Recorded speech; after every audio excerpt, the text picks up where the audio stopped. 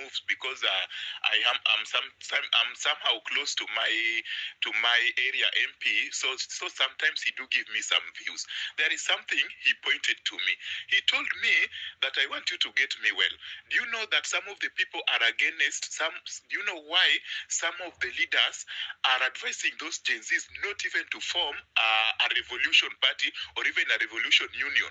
Because they know even right now, even if I personally came out with a revolution, he's sure that he may lose his seat because the power in the ground has shifted totally. And now you'll find that many people, even in the opposition areas, like maybe people like Martha Karua and any other person, they will be against Gen Zs forming a revolution and having leader. I'm pretty sure if there can be a leaders in Gen Z, those people can't be heard in the ground. Let's give you just a clear example. Currently, a young politician who has got a stronger wave in Kenya, if I'm not biased, is somebody like Babu Owino. The reason being, as currently youths love a youthful leader. But now, to get power, you must also play you must also play like a politician. If Babu was just maybe a student leader in the university and just fight as a student leader and remain leaderless, he won't have power even today to be where he kill our leaders. If you have a leader somewhere and you have a total backup, there is no government that can kill your leader. Let me give you an example in Bangladesh.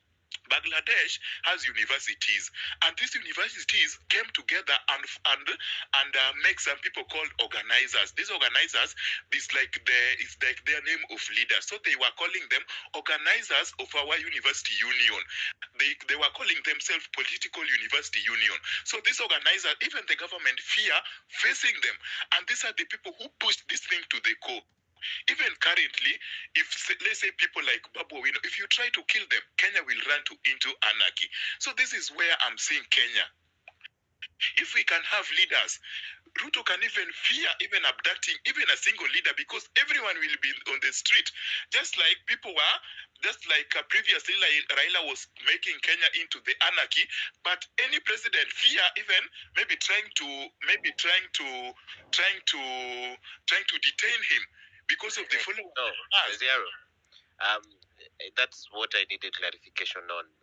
Because we often speak about political parties, but we don't go deeper to speak about what it requires for people to get to the level of having a political party. Okay, so to me, and here is what people are saying. The leaderless. According to what I understand and what most people understand is this.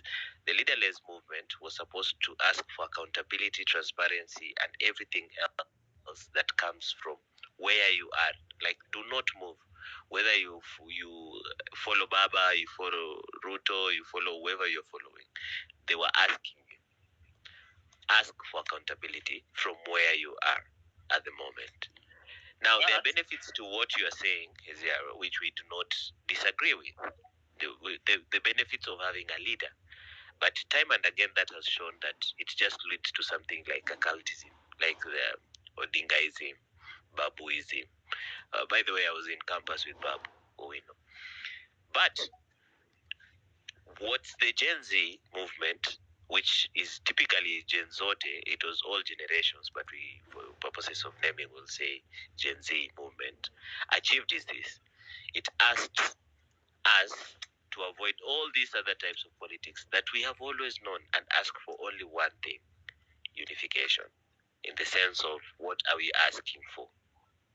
Yes, you've highlighted about tribalism, and we cannot go forward saying, yes, guys, we have a problem about tribalism at the moment. But we want to keep feeding it by saying, oh, people on the ground, they are tribal, they focus on this, and this. For the first time, we've seen that people are not actually tribal in their needs. We have the same needs. Tribe can serve other purposes, but can we starve politics away from tribalism? But we really get your point. And I want us to move to the next speaker. Asante sana Heziara, and keep joining us with those texts. And goodbye, as I say goodbye, remember a leaderless revolution will left many influencers at trauma. Let's say somebody like Boniface Mwangi. People insult him. He was some of the people who made the revolution to become more perfect. People like Caliph, you can't have another view. You just make depressed, and many other influencers has now left the revolution.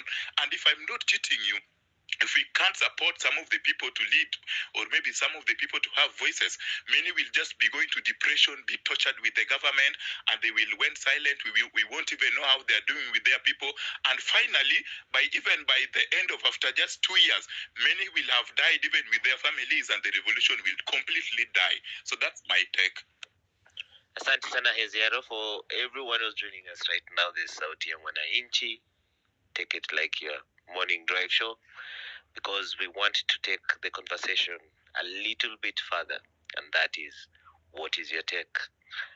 As we do that, we are bringing you news from all over East Africa, and asante sana to the people who have decided to retweet the space.